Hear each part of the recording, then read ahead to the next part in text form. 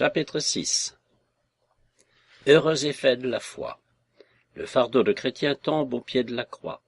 Il est délivré de la condamnation du péché et revêtu de la justice du Rédempteur, et il reçoit du Saint-Esprit, qui le console et le sanctifie, un rouleau de parchemin contenant les titres de son adoption dans la famille de Dieu.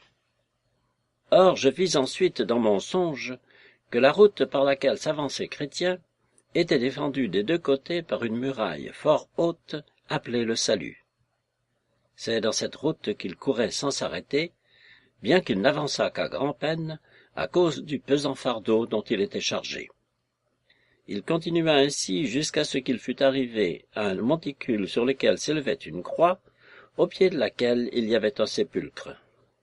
Or je vis qu'au moment où Chrétien s'approcha de la croix, son fardeau se détacha de dessus ses épaules, roula par terre, et alla tomber dans le sépulcre, où il disparut pour toujours.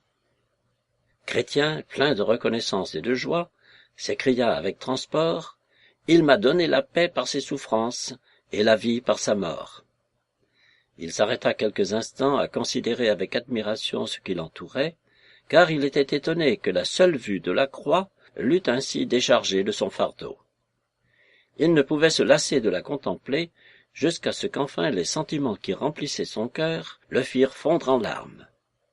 Dans ce moment, 3 personnages resplendissants de lumière s'approchèrent de lui et le saluèrent en lui disant « La paix soit avec toi ». Le premier ajouta « Tes péchés te sont pardonnés ». Le second le dépouilla de ses haillons et lui mit un autre vêtement.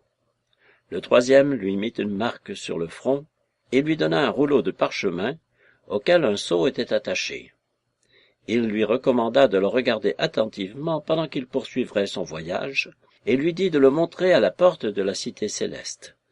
Chrétien, plein de joie, se remit en route avec un cœur léger et content.